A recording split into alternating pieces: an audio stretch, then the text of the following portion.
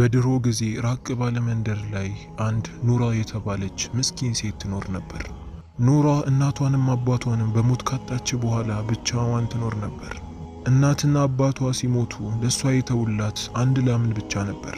ኑራ አስጠግቶ የሚያኖራት ዘመድ ስላልነበራት እናትና አባቷን በሞት በማጣቷ ታዝን ነበር። ምንም አማራጭ ስላልነበራት ያንን ላም እየተንከባከበች ከሱ የምታገኘውን ወተት ወደ ገበያ ይዛ በመውጣት እሱን በመሸጥ ትተዳደር ነበር። ወተቱን ሽጣ የምታገኘው ገንዘብ ምንም በቂ አልነበረም። ምክንያቱም በዛ ገንዘብ የላሙን ቀለብ ለራሷም ቀለብን ገዝታ እንዲሁም ላሙ የሚግጥበትን ቦታ ተከራይታ ስለነበር ለአከራዩም ትከፍል ነበር። የአከራዩዋ ስም ማሂር ሲሆን ማሂር ኑራ የተቸገረችና ብቸኛ መሆኗን ያውቃል። ቢሆንም ግን ለሷ ከማዘን ፋንታ ልበ ደረቅ ሆኖ ለከራዩ ብዙ ያስከፍላት ነበር። ዓላማው ሁሉ ንብረትን ማከማቸት ስለነበር አንድ ቀንም ለሷ አስቦላትም ሆነ አዝኖላትም አያውቅም። ኑራ ግን በተቃራኒ የተቸገሩትን መርዳት የምትወድ በመንገዷ ላይ ለምታገኛቸው ድመቶች ሁሉ ዕቃን አዘጋጅታ ወተትን ትሰጣቸው ነበር። ለፍጡሮች በማዘኗና መልካምን በመስራቷ ጥሩ ነገር እንደሚገጥማት ታውቃለች።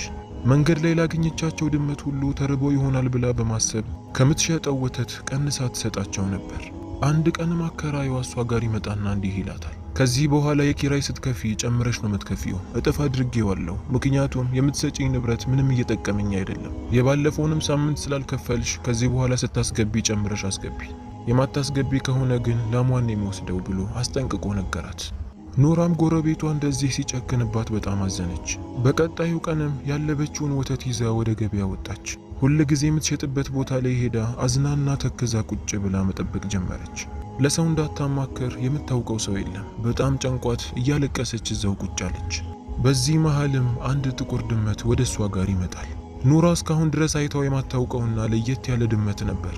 ከኑራ ፊት ለፊት ቆሞ አንዴ ወተቱን እየተመለከተ አንዴ ደግሞ ኑራን ይመለከታት ጀመር። ኑራም ድመቱን ስትመለከተው በእጇ እያሻሸች ትመለከተው ጀመር። እርቦት ሊሆን ይችላል ብላ በማሰብም ልትሸጥ ካመጣችው ወተት ላይ ቀንሳ ሰጠችው። ምናልባት ይህን የተራበ ድመትን በመመገቤ የተሻለን ነገር ላገኝ እችላለሁ ብላ ከጀለች። ድመቱም ጠግቦ ከጠጣ በኋላ ከኑራ ርቆ ሄደ። ኑራም የተቀረውን ወተት ሽጣ ወደ ቤት ገባች። በጣም ጨንቋትና ተክዛ ነበር። በቀጣዩ ቀንም እንደ ተለምዶዋ ተነስታ ላሟን ወተት ማለብ ጀመረች። አልባ ከጨረሰችም በኋላ በእቃ አድርጋ ልትሸጠው ወደ ውጪ ስትወጣ ገበያ ላይ ያገኘችውን ያንን ጥቁር ድመት አገኘችው። የበሯ ደጃፍ ላይ ቆሞ እየተመለከታት ነበር። ኑራም ድመቱን ስትመለከተው ደስ አላትና ማሻሸት ጀመረች። እርቦት ሊሆን ይችላል ቤቴ ድረስ የመጣው ብላ በማሰብ ዕቃን አዘጋጅታ ወተትን ሰጠችው። ድመቱም ኑራ ከሰጠችው ወተት መጠጣት ጀመረ። ኑራም ደስ ብሏት እየተመለከተችው ነበር። ነገር ግን ማሂር ያላት ነገር ትዝ አላትና ማልቀስ ጀመረች። ጥቁሩ ድመት እንደ መጀመሪያው ቀን ጠጥቶ ብቻ አልነበረም የሄደው። ወተቱን በሰጠችው ዕቃ ላይ የወርቅ ሳንቲምን አስቀምጦላት ሄደ። ኑራም ይህንን ስትመለከት በጣም ተገረመች።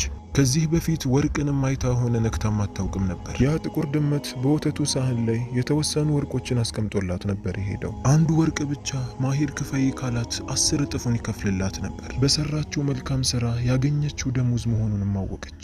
ኑራ በጣም ደስ ብሏት ወርቁን እያገላበጠች ማየት ጀመረች። ማመን አቅቷት ወርቁን ይዛ ወደ ቤት እየሮጠች መመለስ ጀመረች።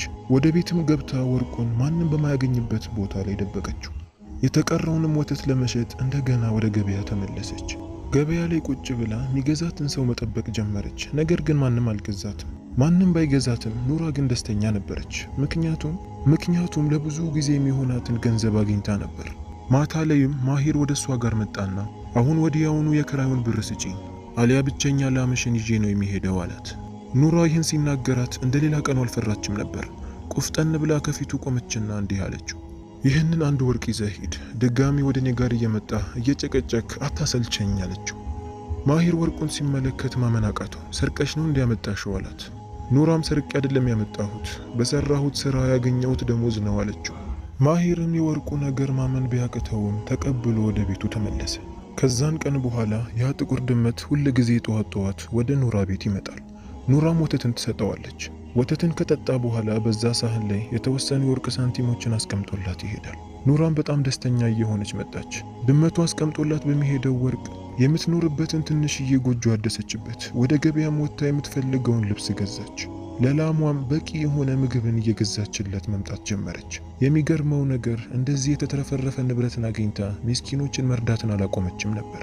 እንደሷ በችግር ከሚኖሩ ሰዎች ስትገዛ እጥፍን ነበር የምትከፍላቸው። በዚህም የመጣ ሰዎች ኑራን እየወደዷት መጡ። ቸሯ ኑራ እያሉ የሚጠሯት ጀመር። ነገር ግን ሁሉም ሰው ለሷ ደግ አልሆነላትም ነበር። የገዛ ጎረቤቷ ማሂር ከቀን ወደ ቀን እሷን መከታተል፣ የምትገባበትንና የምትሄድበትን ቦታ ማጣራት ጀመረ። ይህንን ሁሉ ንብረት ከየት አምጥታ ነው እንደዚህ ሰዎችን የምትረዳው፣ የፈለገችውን ነገር የምትገዛው እያለ ማሰብም ጀመረ። አንድ ቀን ሌሊት ላይም ከቤቱ ጓሮ ሆኖ ወደ እሷ ቤት መመልከት ጀመረ። የምታደርገው ነገር ካለ ብሎ አፍጥጦ መጠበቅ ጀመረ። ልክ ፀሐይ እንደወጣች ኑራ እንደተለመደው ወተትን ይዛ ወደ ጥቁሩ ድመት ጋር ሄደች። ማሂርም የተመለከተውን ነገር ማመን አቃተው። ጥቁሯ ድመት ወተቱን ከጠጣች በኋላ በዛ ዕቃ ላይ የተወሰኑ የወርቅ ሳንቲሞችን ታስቀምጥ ነበር። ማሂርም ይህንን ሲመለከት ኑራ ከዛ ቦታ እስክትርቅ ጠብቆ ወደ ድመቱ ጋር ተጠጋ። ተጠግቶም የወተቱን ዕቃ ሲመለከት በወርቅ ሳንቲሞች ተሞልቶ ነበር። የኑራ የሀብት ምንጭ ይሄ ድመት ነው ማለት ነው። ይህ ድመት ለሷ ሳይሆን ለኔ ነው የሚገባው። እንዴት አድርጌ እንደምወስደው እኔ ነው ማውቀው ማለት ጀመረ። ከተመለከተው ወርቅ ምንም አይነትን ነገር አልወሰደም ነበር። ጥሎ ወደ ቤት ተመለሰ። በቀጣዩ ቀንም መረብን ይዞ ከሩቅ መጠባበቅ ጀመረ። እንደተለመደው ጥቁሩ ድመት መጥቶ ኑራን እየጠበቃት ሳለ በድንገት ከኋላው ሄዶ የያዘውን ወጥመድ ድመቱ ላይ ጣለበት። ድመቱ ከኋላ መጥቶ ስለያዘው ማምለጥ አልቻለም ነበር። መጥፎውም ማሂር ኑራ ሳትመጣበት በፊት ድመቱን ደብቆ ወደ ቤቱ እየሮጠ ተመለሰ። ከአሁን በኋላ ኑራ ምንም የምታገኘው ነገር የለም እያለ እየሳቀ ወደ ቤቱ ገባ። በሩንም በአግባቡ ዘጋው። ገበያም ወጥቶ የተሻለ ወተትን ገዝቶ ለድመቱ አቀረበለት።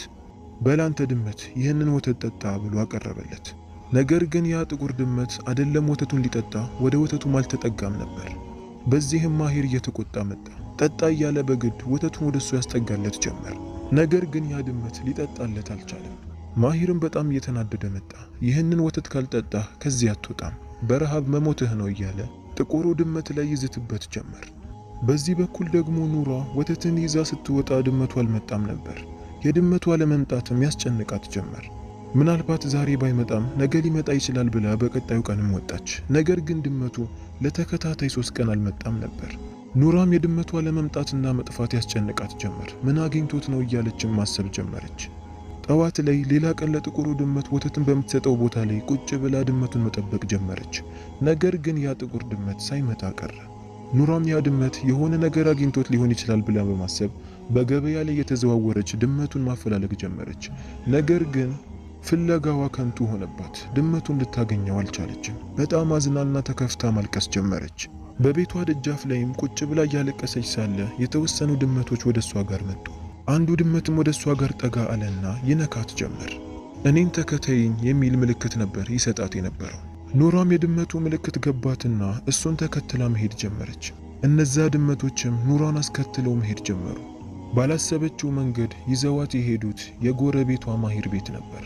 ኑራም በጣም ተገረመች። ወደ በሩ ጠጋ ብላ ስታዳምጥም ከውስጥ ድምፅ ይሰማ ነበር። ማሂር በጣም ተናዶና ፊቱ ተቀይሮ ነበር። ለተከታታይ 3 ቀን ድመቱ ምንም ሳይበላና ሳይጠጣ ቁጭ ብሎ ይመለከተው ነበር። ማሂር አሁን ትዕግስቱ አልቆ ስለነበር ድመቱ ላይ በኃይል እየዛተበት ነው። ይህንን የማቀርብልህን ወተት የማጠጣ ከሆነ እገልሃለሁ እያለ ነበር። በዚህ ሰዓትም ያ ጥቁር ድመት ወደ ወተቱ ጋር ጠጋ ብሎ መጠጣት ጀመረ። ማሂርም በስተመጨረሻ የተሳካለት መሰለው። አሁን ቶሎ ብለህ ወደ ወርቅ ቀይረው እያለ መሳቅ ጀመረ። ያ ጥቁር ድመትም ወተቱን እስኪጠግብ ድረስ ጠጣ። ነገር ግን ወደ ምንም አይነት ወርቅ አልቀየረለትም ነበር። ይህም ነገር ማሂርን በጣም አበሳጨውና ዱላ ይዞ ሊመታው ይቃጣ ጀመር። ያ ጥቁር ድመት በወርቅ ሳንቲሞቹ ፋንታ ቤቱ ሙሉ በሚያስጠሉ ነፍሳቶችና ትላትሎች እንዲሞሉ አድርጎ ነበር። አከማችቶት የነበረው ንብረት ሁሉ ወደ ድንጋይም እንዲቀየር አደረገበት።